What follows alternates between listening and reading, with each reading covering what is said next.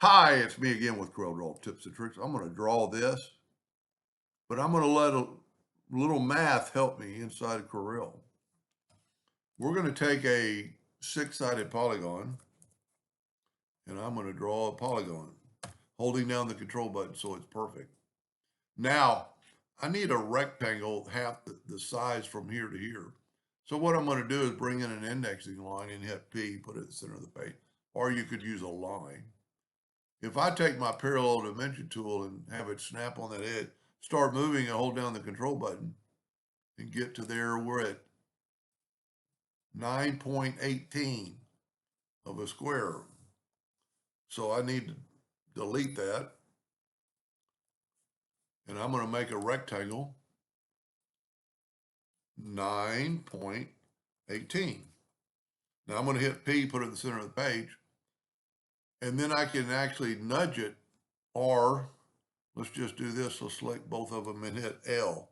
And that put it to the edge. Now I need to make this bigger. So I'm going to bring it up quite a bit, holding down the control button, just like that. Now we need another box, but I'm going to first, actually I need this like right there. I'm going to take my shape tool. I'm going to grab this. I'm going to hold down the control button and I'm going to go ahead and swipe it as far as it'll go. Now we're at 9.18. So I'm going to go 9.18 divided by 2. That gives us half that number. I'm going to hit the plus key on the keyboard and I moved it to the center.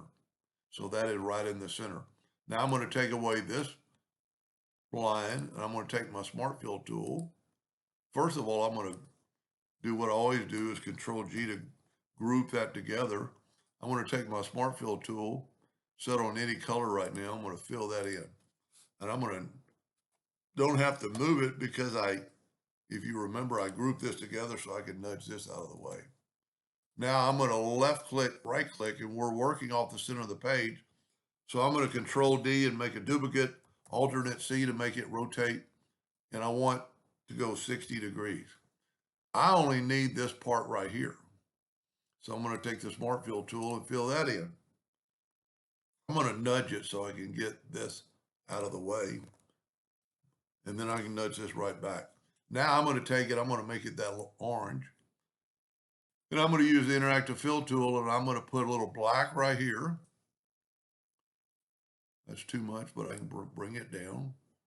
Take my slide bar. Now I'm going to put another orange right there. And I'm going to try to sneak in a white between them. And what that's going to do, then I can change my handle to kind of make it look like that ribbon is bent or folded. That looks pretty good.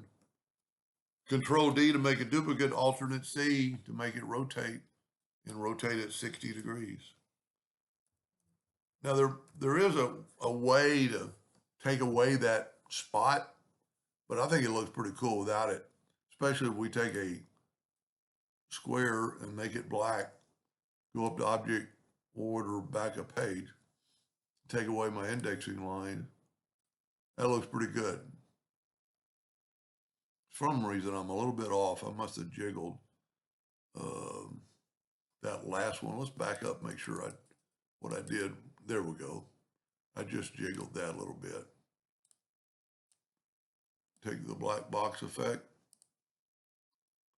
I ought to make a macro for this because I use it so much. Anyway, that's pretty cool. I actually like it better than my first one because it's a little more defined because I put the two oranges closer together. Anyway, I hope that helped a little bit. Thank you for watching.